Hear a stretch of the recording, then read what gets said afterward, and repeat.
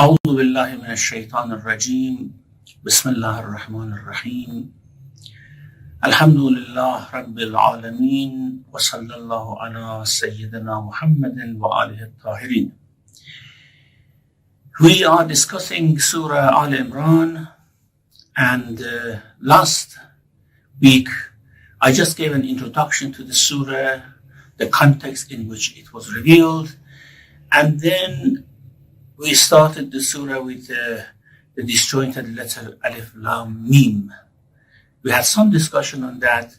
Just this week, I want to mention one very important aspect about especially this disjointed letter, or these disjointed letters, Alif Lam Mim, which gives us some clue about the secretive nature of these revelations to the Prophet, which is just a symbolic communication between Allah and the Messenger, not to be, of course, understood by ordinary people. If you remember, I just mentioned a statement from Faiz al-Kashani, who, after mentioning one hadith about Huruf al-Muqatta'a, he said that this is أسرار بين الله تعالى ورسوله ورموز لم يقصد بها إفهام غيره. These are secrets and symbols between Allah and His Messenger, and it is not intended for other people to know about it. So all those theories or speculations that commentators make about the meanings of al-huruf al-muqatta'at, we just take it as some sort of intellectual exercise rather than something to understand the meaning of al-huruf al-muqatta'at.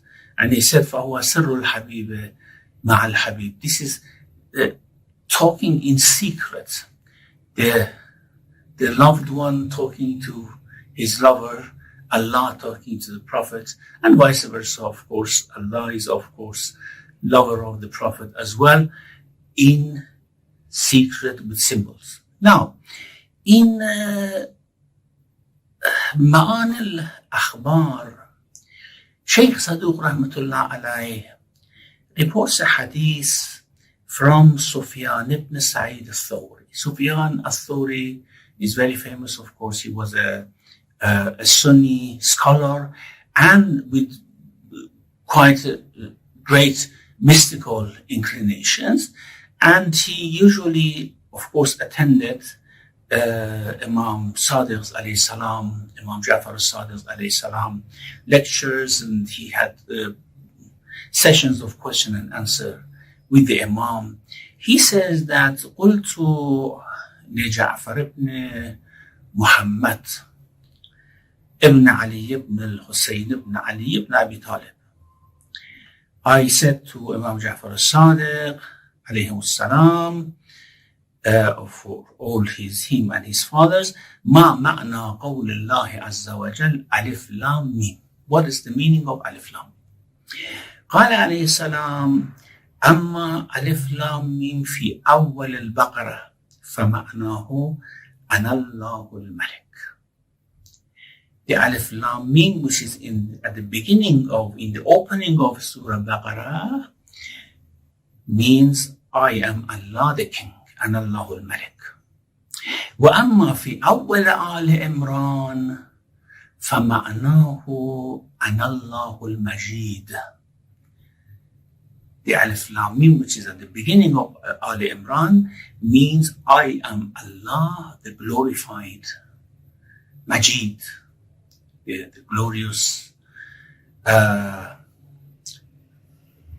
honorable. Wa Alif Lam Mim Sad at the beginning of Surah A'raf, فَمَعْنَاهُ أَنَا اللَّهُ الْمُقْتَدِرُ الصَّادِقُ. You see here, Mim in Surah Baqarah is deciphered as Malik. In Surah Al Imran is deciphered as Majid. In Surah, Sad is deciphered as Muqtadir. And again, Alif Lam Mim Ra, at the beginning of Surah Ra'd apparently, معناه أنا الله المحيي المميت الرازق. So in 4 places we have these memes. Apparently Imam has mentioned the rest of these Alif Lam memes which are at the beginning of other surahs as well. However, the hadith doesn't mention that, but we see that in each particular surah, Alif Lam Mim gives a different meaning. This is if this hadith is correct, and if we can rely on that, if it is authentic, the hadith mean that these disjointed letters cannot be deciphered by anyone except the Prophet and those who are inherited with the knowledge of the Prophet. The knowledge of the Prophet has been given to them as an inheritance. It's only them who can decipher these meanings.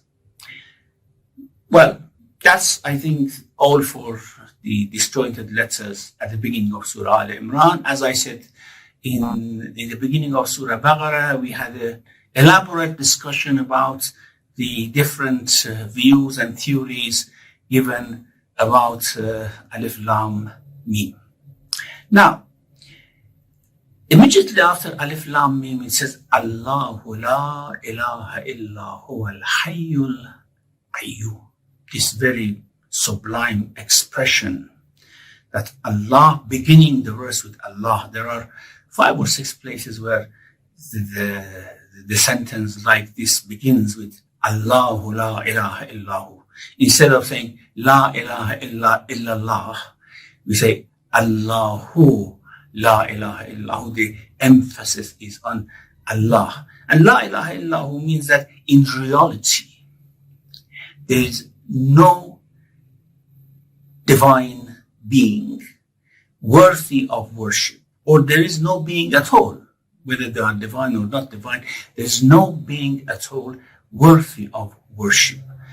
Allahu la ilaha illahu. And if people worship other things, they are actually worshipping in batil, because there is no ilah but Allah subhanahu wa ta'ala. Of course, Allah is the ilah. Huwa Allahu la ilaha illahu. Wa huwa alladhi fi as-sama'i ilahun wa fil ardi ilah. In the heavens, among the angels, He is the ilah. They worship only Him. And in the earth, of course, He is the only ilah. He should be worshipped. So nothing but Him should attract our attention as an object of ibadah, worship. Because uluhiyya means something which deserves to be worshipped. We are worshipping beings. Whether we want or we do not want, we always worship.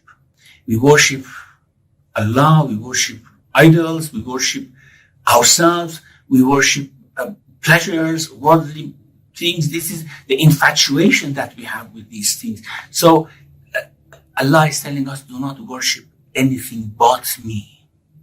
وَمَا خَلَقْتُ الْجِنَّ وَالْإِنسَ إِلَّا لِيَعْبُدُونَ. I have not created jinn and ins but to worship me. It means so that they do not worship anything less than me. This is actually a sort of elevating the statement for jinn and ins, that they are created in a way that they are not attracted, absorbed, busy themselves by anything less than me. Their position is very high. Allahu la ilaha illahu. It means, as Sheikh Tusi mentions in At-Tibyan, ma'nahu la tahiqqul ibadatu lisawa. Ibadah is not haqq.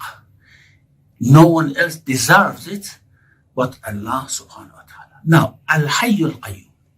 Let's do some syntax here, some structural to discuss the structure of the sentence. Allahu la ilaha illahu al-Hayyul Qayyum. Al-Hayyul Qayyum may be the adjectives, may be attributes of Allah. Allah is high. Allah, who is the only Allah, is described as Haq. As High is described as Qayyum. Or we may say, no, this is a nominal sentence. Allah, La ilaha illahu, is just a sentence in bracket. Al-Hayyul Qayyum is Allah is Al-Hayy, Allah is Al-Qayyum. It means there is no one. In Arabic, when we have such a structure, it means there is no Hayy, no living being but Him. And there is no Qayyum but Him. Well, I'll discuss the meaning of Qayyum later on. Now, this Al-Hayyul Qayyum, Al-Hayyul Qayyum is an expression which is very, very close to Al-Ismul A'zam of Allah subhanahu wa ta'ala. It means that it comprises all names which go under these two names. That every name of Allah subhanahu wa ta'ala is just subcategory of one of these two. And that's the meaning of Ismul A'zam, isn't it? A name which is comprehensive. All other names are subcategory of that name. And by name, we don't mean words. We mean the realities. And those realities which work in creation.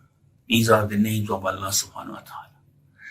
Of course, names of Allah are the names which are the realities created by Him, which have influence in the creation, influence in changing things, bringing about things. And therefore, if someone really internalizes or knows about with their heart, not with their mind, one of these names, they can do certain things the same way that Allah does those things, if Allah empowers them to do that. Of course, everyone is just empowered by Allah. No one has any independent power. So, we have in hadith, in Majma' al-Bayan, a hadith is reported from Abdullah ibn Abbas rahmatullah alayhi, the great companion of the Prophet. إنه قال الحي القيوم اسم الله الأعظم. This is اسم الله الأعظم. The same thing we have with Ar-Rahman Ar-Rahim, isn't it? We say Bismillah Ar-Rahman Ar-Rahim is very close to Ismullah Al-Azam, because Ar-Rahman Ar-Rahim again are universal names which they have many subcategories, but Al-Hayyul Qayyum is even more universal, put together.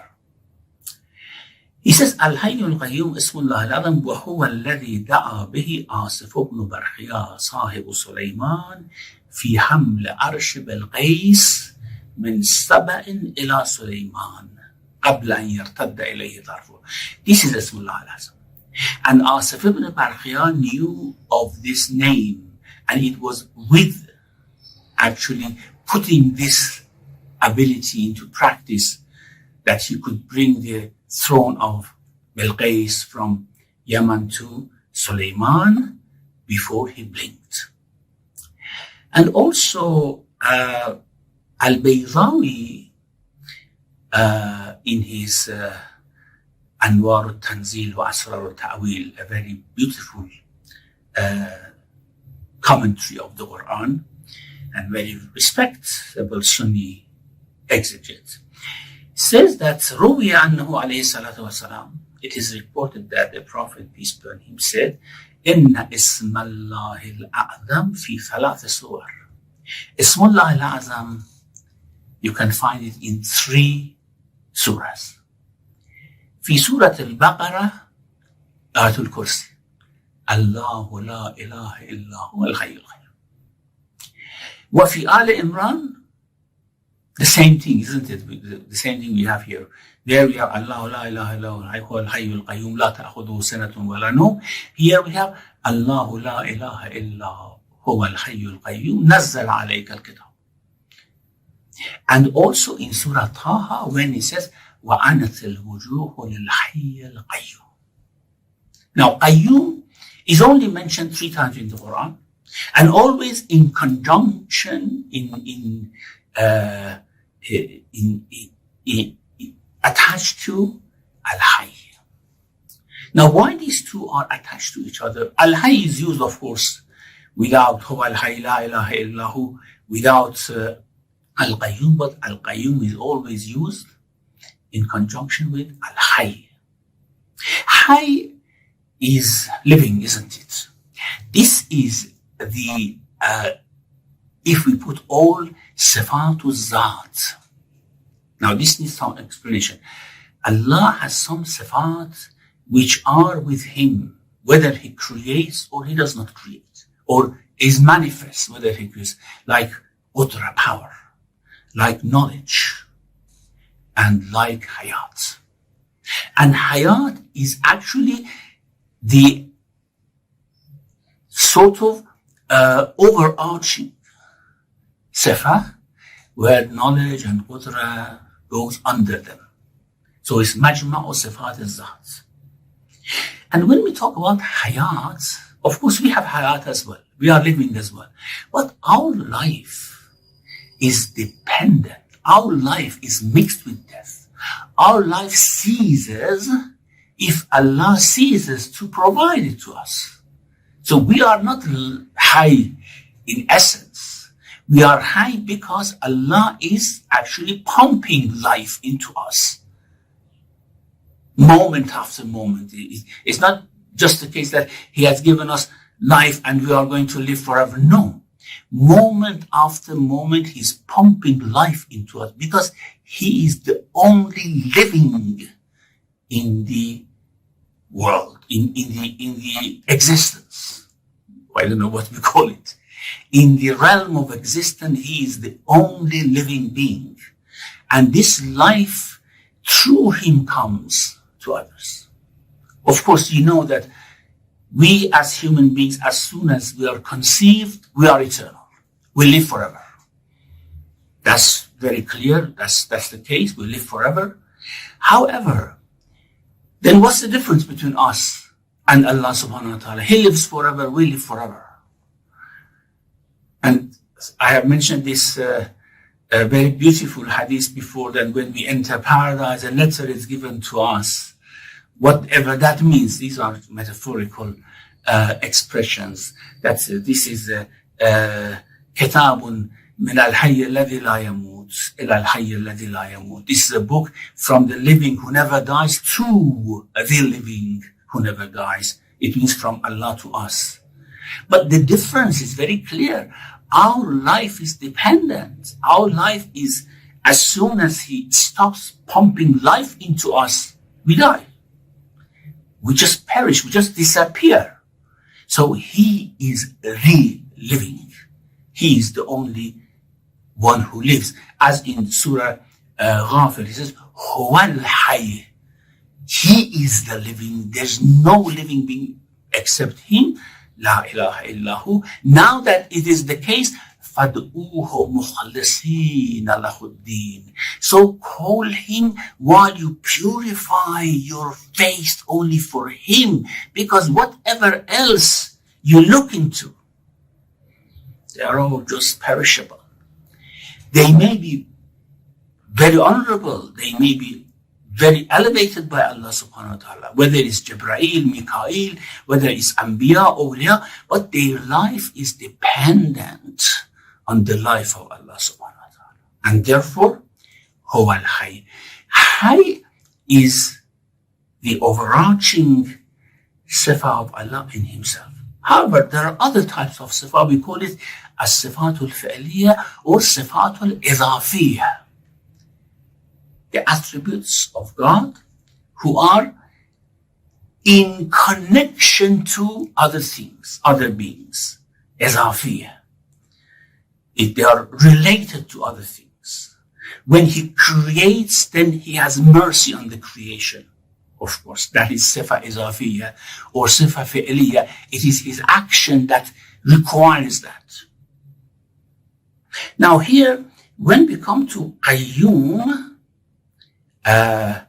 we have Qayyum to be an overarching sifa, as Allama Tabatabai mentions, that he says that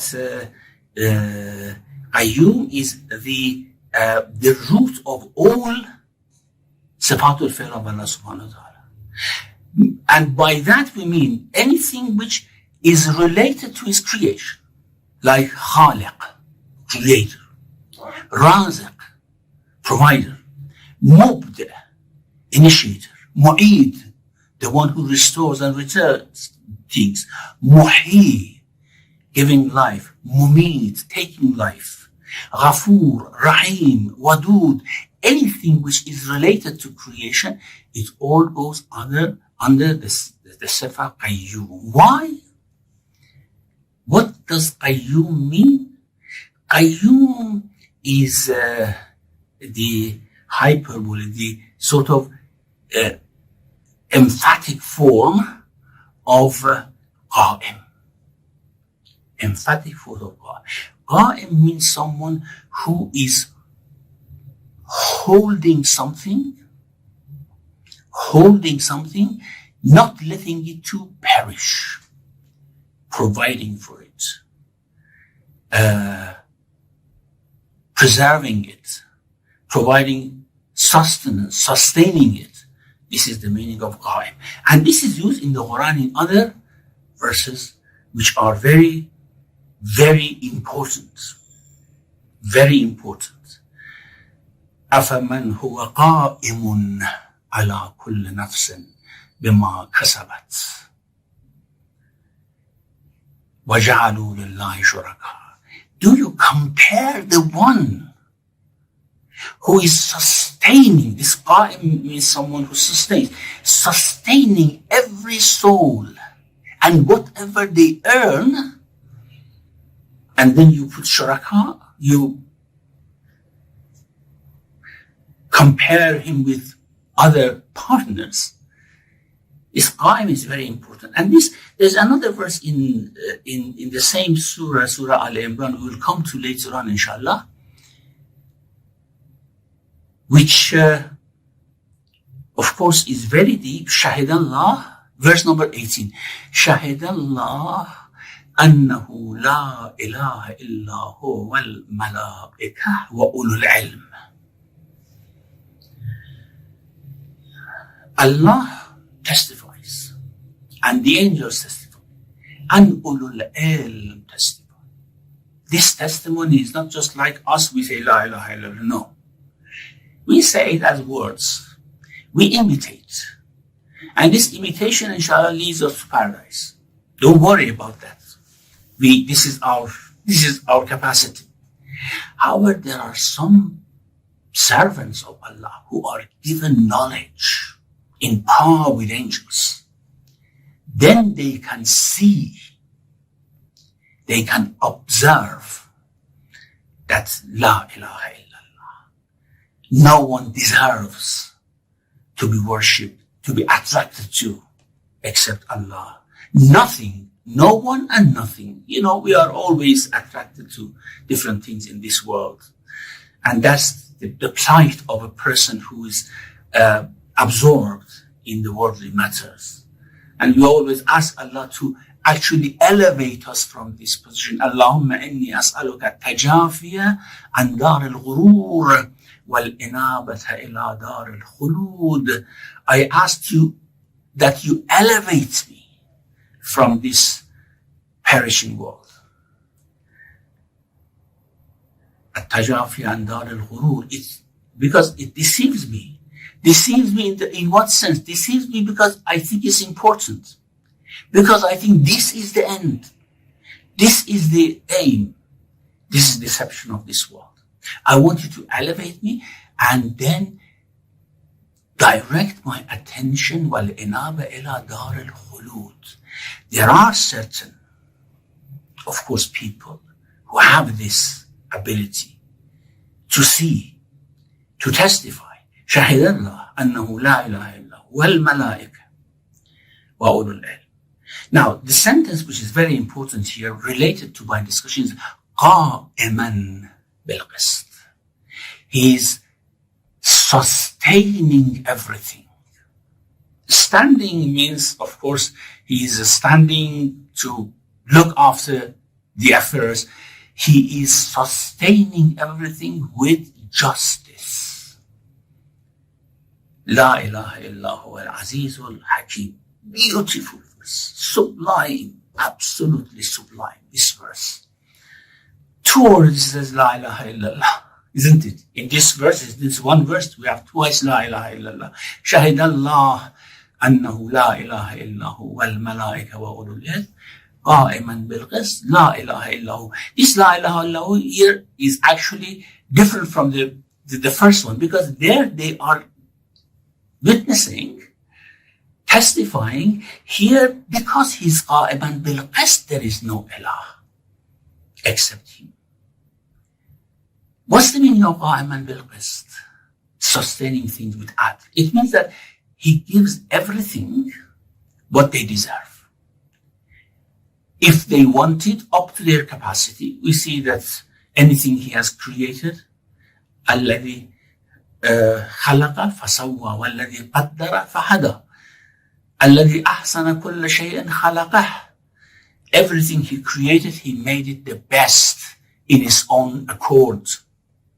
This is قائما بالقسط.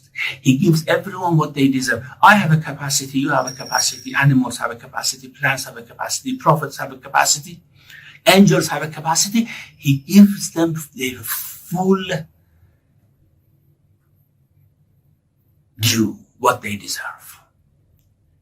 And of course, our capacity is a bit different from the capacity of objects and other things, because our capacity should be fulfilled by certain voluntary actions and voluntary decisions that we make as well.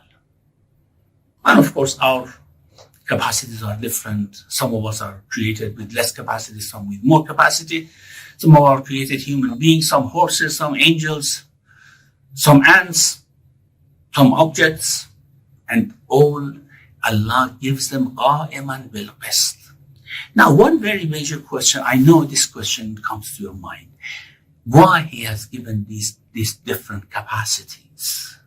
Is this best? Is this adl? Is this sustaining everything with justice? That's why I am giving this capacity, while angels have given that capacity. Or while the prophets, for example, are created, they are human beings like me, but their capacity, their spiritual capacity is bigger than mine. Why?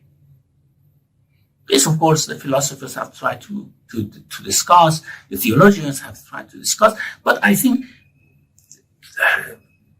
maybe I refer you to the two terms which Ibn Arabi uses as Fayzul Aqdas and Fayzul Muqaddas. Fayzul Aqdas is to give everyone their capacity. Fayzul Muqaddas is to give everyone what their capacity deserve. But we don't want to go into those technical terms. Allah has created this world as a solid whole, as a jigsaw pieces which go together. And every bit of it, whether it's an ant or a human or an angel, has its place in this jigsaw solid whole. Everyone is placed where they deserve. And Allah, in His universal wisdom, has created this whole that all should go together. It doesn't matter where I am standing in this puzzle or in this sort of jigsaw plane. What is important is that, of course, Allah has made the just decision in giving these different places to everyone and fulfills what they need. So there are two bests here. One best is that He has made the whole creation, the pieces of it go together very nicely. and all of us fulfill one role, no matter what that role is, we are honored. We are honored, whether we are cockroaches or humans or angels, we are honored with existence. And Allah has given that to us. And that, of course, wherever we are, He gives us our full capacity. And that full capacity that we have gives us pleasure and rejoice and enjoyment. That's Qa'im and Bil-Qist. Now, Qayyum is the emphatic form of Qa'im. So everything that this world needs,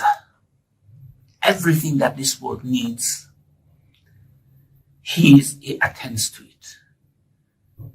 يا بني إنها إن تك مثقال حبة من خردل فتكن في صخرة أو في السماوات أو في الأرض يأتي بها الله. The smallest particle in this world. Allah is not oblivious of that. The smallest action we have is not oblivious. He's present. He's قائم على كل نفس وقائم على كل شيء قائما بالقسط. So this is the meaning of Qayyum. So Allahu la ilaha illa huwa al-hayyul qayyum. Qayyum is qa'imun ala kulli shay'in in the best manner. Looking after, sustaining everything in the best manner. This is the meaning of Qayyum. And when we put Qayyum with Hayy, then this gives us the full description of Allah subhanahu wa ta'ala. Of course, subhanallahi amma yasifun illa ibadallahi al-mukhlasin. Now here we have a sentence which describes this very nicely. Al-qayyumiyatul mutlaqah هي التي يرجع إليه جميع الأسماء الحسنى ما عدا أسماء الذات. This is how names one become bigger than another, isn't it? That sifa to which all other Asma'ul Husna go back. It includes all of them, of course, except Asma'ul Zat like Hayat and Qudra and knowledge, which are a different matter. One of the requirements of this Qayyumiyya with regards to human beings is that he should guide us. Because we are not like objects or animals that we are given our full due without making decisions. And when we want to make decisions, we need to be guided. And therefore, sending books, revelation, sending prophets is one very important aspect of Qayyumiyyah of Allah subhanahu wa ta'ala. And of course his hayat, because guidance needs knowledge, knowing whatever is in our hearts, knowing what we need. So Allahu la ilaha illa huwa al-hayyul qayyum nazzala alayka al-kitab. He sent down the book to you, which is of course a requirement of the Qayyumiyyah of Allah subhanahu wa ta'ala over us. If he is qa'imun bil qist, if he is sustaining with justice, then of course we need that guidance. Inna alayna lal huda. Yes, it's my duty to guide. I am the Qayyum, it's my duty to guide. Inna lana alayna lal huda. Wa inna lana lal akhirata wal ula. And of course, Akhirah and Ula belongs to me. I have to guide you to that which gives you the felicity at the end. Nazzala alayka al-kitab. Now, Nazzala, the Quran has been mentioned in two different ways of revelation, or two different expressions for its revelation. Nazzala and Anzala. Inna anzalnahu fi laylatil qadr. This is inzal. Nazzala alayka al-kitab. This is tanzil. Now, they say that, okay, one is for gradual descent, one is for the sudden descent. I don't want to enter into that discussion. However, Nazzala, tanzil, and inzal, both of them mean that it should come from a higher realm to a lower realm. Allah doesn't have spatial directions, of course. We cannot say that he's up there or down here. He's nowhere actually and everywhere. So when we say nazzala, it means that, or anzala, it means that it has come from a higher realm to a lower. Whether it's from the realm of Allah to your heart, which is of course a lower realm, and then made into words so that you can understand, is reduced from that high level to a lower level. Or it means that it has come from Kitab, وَإِنَّهُ فِي الْكِتَابِ لَدَيْنَا لَعَلِيٌّ حَكِيمٌ. Its meanings are so high. We have reduced it. It has come down, and so it has been given to your heart in words so that people can understand. وَإِنَّمَا يَسَّرْنَاهُ بِلِسَانِكَ. We have made it easy with your tongue. It means that with the words that you speak, it has become easy with the words that you speak. نَزَّلَ عَلَيْكَ الْكِتَابَ. And kitab here, of course, means something which is organized, a book which is organized.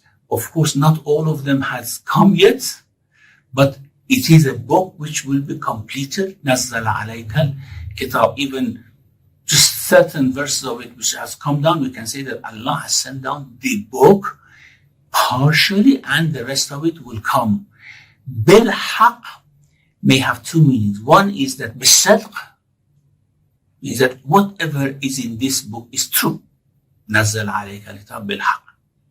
And the other meaning is that its descent is haq. And haq here means what is the requirement of wisdom and hikmah. The wisdom, the hikmah requires that I send down this book to you, so it's haq. نزل عليك الكتاب بالحق. So haq here, it may mean sidq or may mean what the hikmah requires, and of course both meanings are correct. When we talk about the Quran, نزل عليك الكتاب بالحق مصدقا لما بين يديه. Now this, of course, it talks about the Torah and Injil. مصدقا لما بين يديه. بين يديه mean in front of him. Of course, we say the past books, but why we say? Because Torah and Injil were the books which were present at the time. It was on the hands of the Prophet at the time, on the hands of the people. So it was the present revelation, although it was past revelation. So it confirms what is present in terms of book, and that means the books which are revealed before. Inshallah, we'll discuss this in our next session. May Allah guide all of us with the guidance of the Quran. Wa sallallahu ala Muhammadin wa alihi at-tahirin.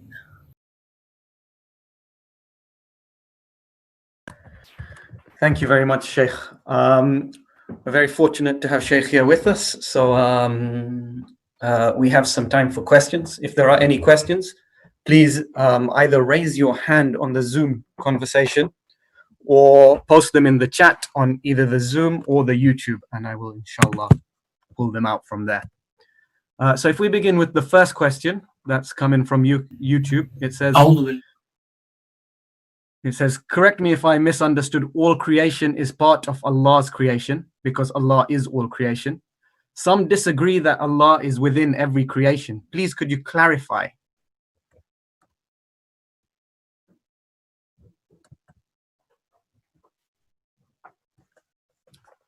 Sheikh, we can't hear you. Let me unmute your mic. There we go.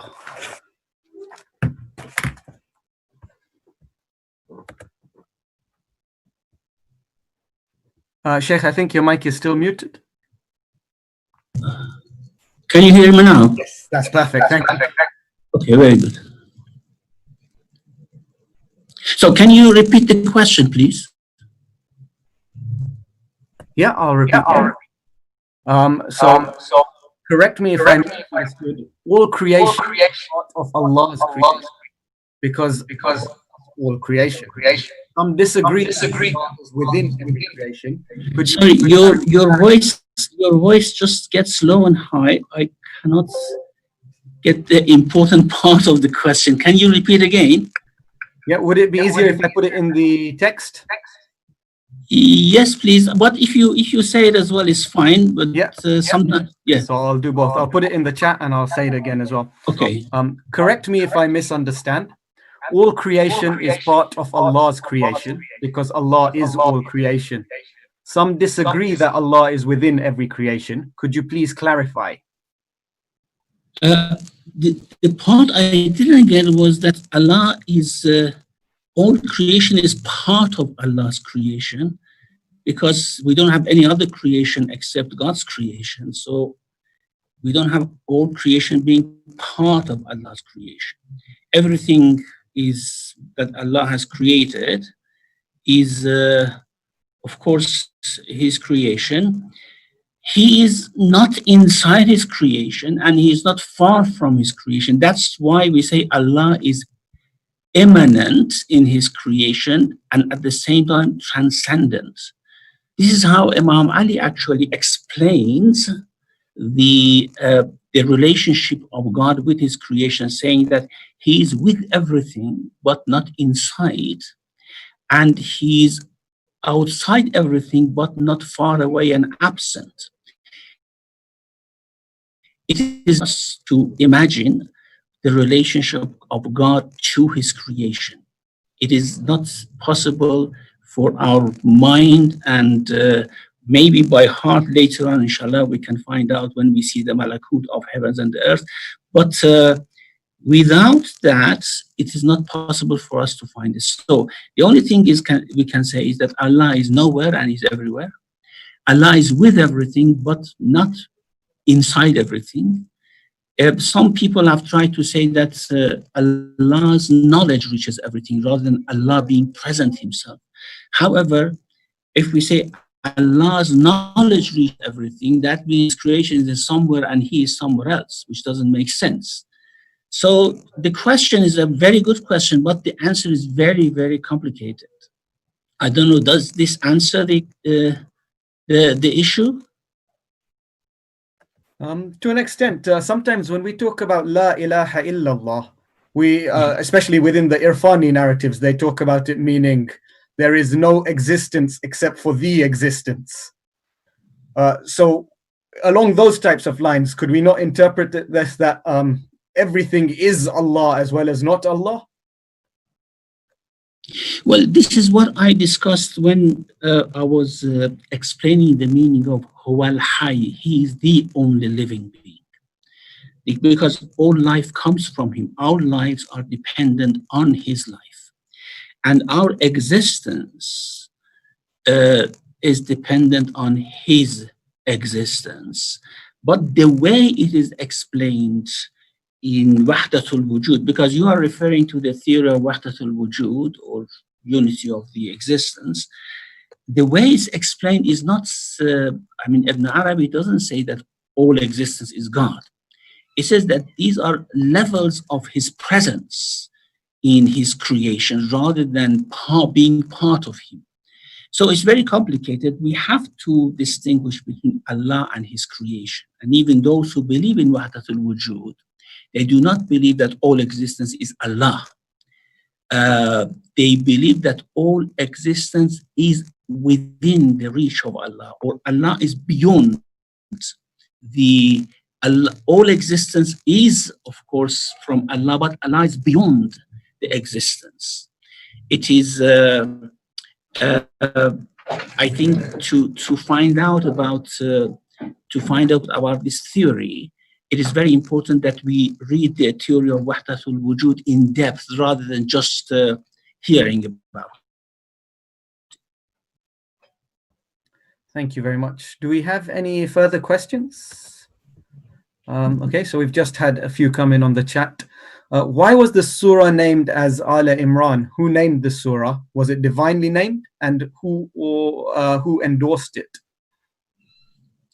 Well, regarding the names of the surahs, there is this disagreement about the commentators that whether they are named by the Prophet or by the companions or revealed to the Prophet by God. But since the time of the Prophet, these names were known. For example, we have many narrations from the Prophet, whoever recites Surah Al Imran or whoever recites Surah Baqarah. And certainly the companions at the time of the Prophet did not precede the Prophet in naming the surahs. So we can deduce that the names of the surahs were given by the Prophet, at least, if not by Allah subhanahu wa ta'ala. Now, about Al Imran, we had one question which was emailed to me as well, WhatsApp to me, that who are Al Imran and how many Imrans are there?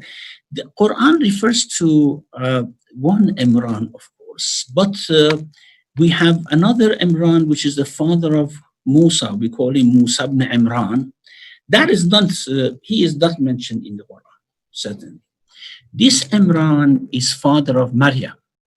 And therefore, Al Imran are Imran, his wife, and Maryam. And by extension, we can extend it to Yahya, John the Baptist, and his parents as well. However, when Allah says, "Inna Allah astafa Adam wa Nuhan wa ala Ibrahim wa ala Imran ala al-alamin," Ala Imran naturally means Maryam and her father and her mother. And the name of surah is chosen from this verse because Al Imran are mentioned in the surah. Also, Surah Maryam is named after Maryam, who was one of the Al Imran, of course, the most prominent person in Al Imran as well. So I think due to the great merits of Mary that we have, Al Imran, Maryam, both of them are chosen as names of the surahs. Thank you, Sheikh. We have another question. Do all the prophets know all of the names of Allah, or does knowing the names distinguish their knowledge? Well, we don't know, not probably, because of course we give merits to Anbiya according to their knowledge of Allah, not according to the number of miracles that they can create, but according to the extent of knowledge. And therefore, when we have in Surah Baqarah, تِلْكَ الرُّسُلُ فَضَّلْنَا بَعْضَهُمْ عَلَى بَعْضٍ, we have actually given preference to some prophets over others because some had more merits and knowledge of some of the prophets were above. And this knowledge were certainly about the most important part of it was about Allah and his names. And therefore, what we believe is that, of course, the full and complete knowledge of Allah, as much as a human being can take, was given to Prophet Muhammad, peace be upon him. And he was the heir to all knowledge that other prophets were given. And that knowledge was transferred to the Imams, to the Awsiya of our Prophet, as we say in the ziyarah, Assalamu alayka waritha Adam, ziyarah of Imam Hussein alayhi salam, Assalamu alayka waritha Nuh, waritha Ibrahim, waritha Musa, waritha Isa, and waritha Muhammad. It means, of course, they have a very, very high position in knowledge. So following on from that, what does this term knowledge actually mean? So in verse 18 that you are referring to, we have wal malaikatu wa ulul ilm. So Allah bears witness that there is no God except Allah, and so do the angels and those who possess knowledge. So when we speak of this knowledge, what does that knowledge actually mean? It's very difficult for us to understand a knowledge which is there by presence rather than a knowledge which is acquired. Our knowledge is usually acquired knowledge. Even when we talk about ourselves, although we have a sort of very intimate knowledge about our own self and existence, however, many aspects of ourselves are unknown to us except if we study about them. But when Allah gives something to someone, as Shu'aib says, وَرَزَقَنِي مِنْهُ رِزْقًا حَسَنًا, Allah has given me a good rizq, and that good rizq was a knowledge that other people didn't have. To give an example, it's like, for example, you sometimes feel hungry. It's very difficult to explain where this knowledge comes from. Of course, it's a physical thing which urges you to that feeling, but that feeling is something very innate. You feel it in yourself. The knowledge which Anbiya or Awliya are given about Allah is very much inner type of knowledge. They comprehend Him in their hearts. They have that feeling of His presence. They realize His presence. Not only feeling, you know, what all mystics are trying to do by all those practices, exercises, spiritual exercises, is to bring to their heart the feeling of Allah's presence in the world. Now, that feeling is very, of course, sublime and very valuable. However, the knowledge goes beyond feeling. It is knowing something about God that others cannot know, seeing something about Him that others cannot see, and the manifestations of His names in the world, in the creation. That is the very, very important thing, that they see His mercy working in the creation. They see His Razaqiyya working in the creation. And this is when the Malakut is shown, as we have about Ibrahim, وَكَذَلِكَ نُرِي إِبْرَاهِيمَ مَلَكُوتَ السَّمَاوَاتِ وَالْأَرْضِ وَلِيَكُونَ مِنَ الْمُوقِنِينَ. In this way, we were showing Ibrahim the Malakut of heavens and earth. The Malakut is that connection of Asma of Allah to the creation. And that is what makes that knowledge. So when the Quran refers to ilm, is it normally talking about this knowledge? Does it ever talk about the other type of knowledge that we possess? Yes, of course. Quran regards the acquired knowledge as well as ilm, and this type as ilm as well. But when it says ulul ilm, you know, there is this very beautiful hadith from Imam alayhi salam, which says, Imam as-Sadiq alayhi salam, which says, نحن العلماء وشيعتنا المتعلمون. We are ulama. Our Shia are muta'allim, are learners. You know, this knowledge is sometimes given to someone. And it's not the matter of age or anything like that, because they have been given the capacity to take the knowledge. Like, for example, Imam al-Jawad have this knowledge at the age of 7, while others, his uncles, his great uncles at the age of 70, 80, they didn't have this knowledge. When this knowledge is given, we all talk about God based on demonstration, argument, evidence, but their knowledge is not based on that. Their knowledge is an innate knowledge, and therefore they are called alim. Everyone else is muta'allim, is learner. And both type of knowledge are very good, are valuable. Any type of knowledge is valuable. And yes, the Quran talks about that knowledge and the knowledge that we acquire. However, when the Quran talks about ulul ilm, it only talks about those with that innate knowledge or knowledge with presence. Thank you. So we've got another question. Some people mention that Prophet Muhammad has attributes which is referred to by Asma'ul Husna. Would you agree with this? They are Asma'ul Husna of Allah, not in the sense of the Asma which is working in the creation. In the sense that if anyone wants to know Allah in the best manner, they are the ones that can guide us, because Ism is something that guides us to the reality of something. So they are Asma'ul Husna in the sense that it is only them who can guide us to those Asma'ul Husna. It's only them who can teach us. As we have in Ziyara Jami'a, Man arad Allah bada'a bikum wa man wahadahu qabla ankum. Whoever wants to know about God should start with you. And whoever wants to reach the end of Tawheed and come to the position of knowledge that Allah is the only one power source in every creation, they have accepted this knowledge from you because they are the muta'allimun and you are the ulam. In that sense, yes, we can say they are Asma'ul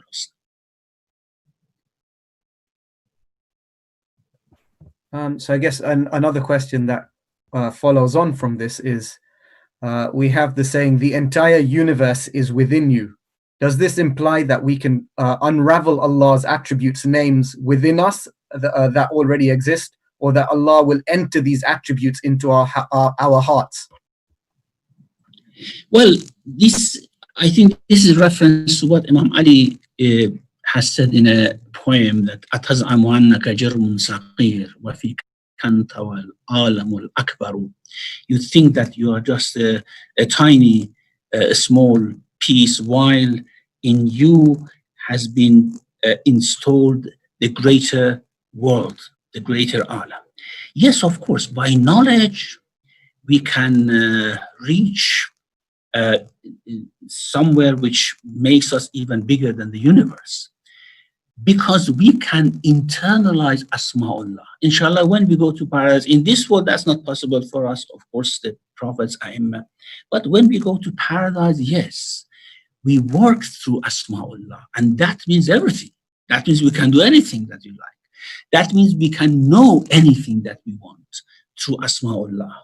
Paradise is not a picnic that we go to a garden and have rivers and eat there. That's very boring.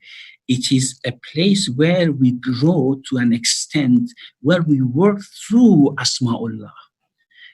And that's why فيها ما لهم فيها ما يشاءون, whatever they want, they can do.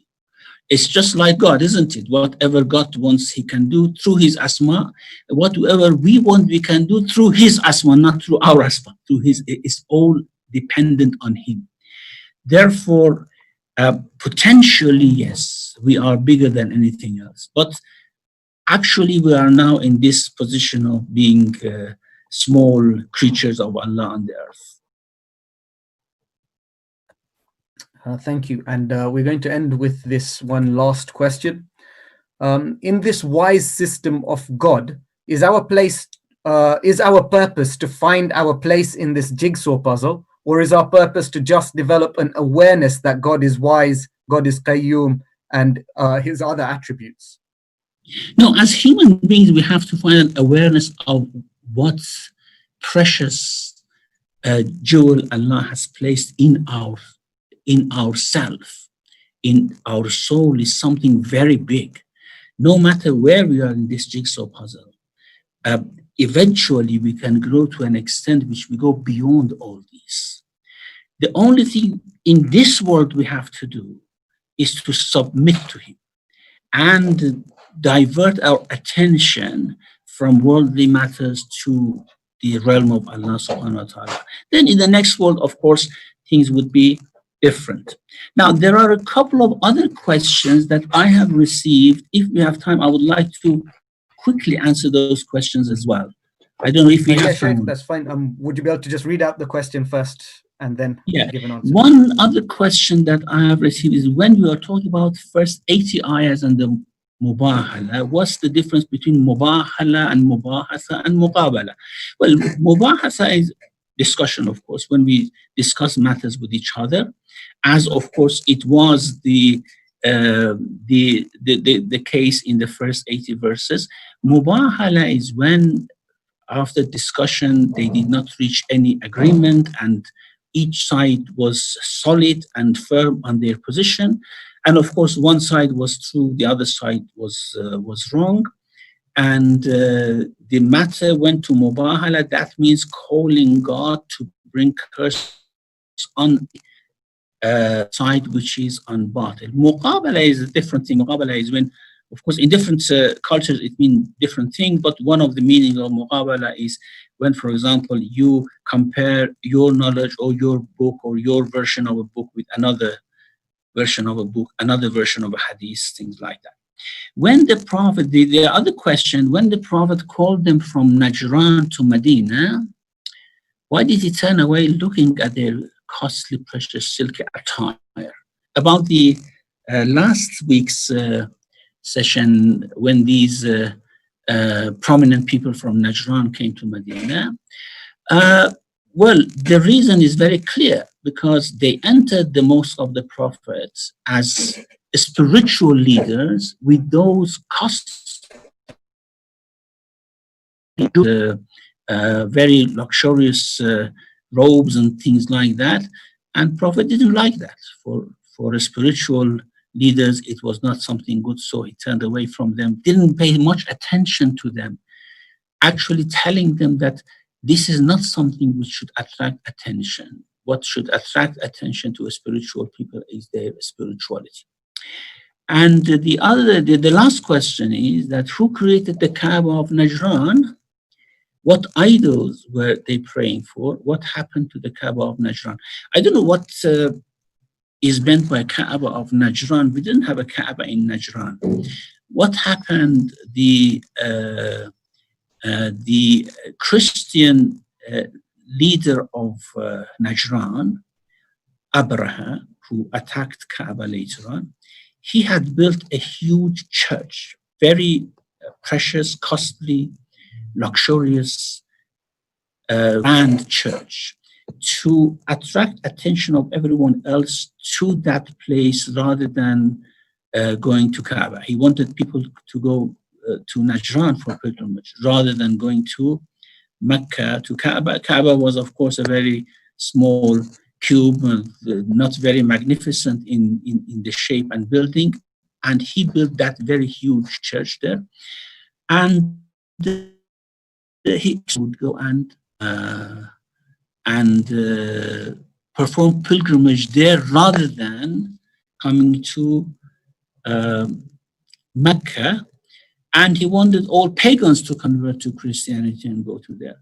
So they were not worshiping any idols there. It was a church that the Christians had built, and eventually it was destroyed after Abraha. We know Abraha died when he attacked Mecca on the way back, and eventually it was destroyed. Is there any other question, or we just end the session? I think we have run out of time there, so we will end there, inshallah. Thank you so much, Sheikh. Thank you so much. Thank you. Fi amanillah. Fi amanillah.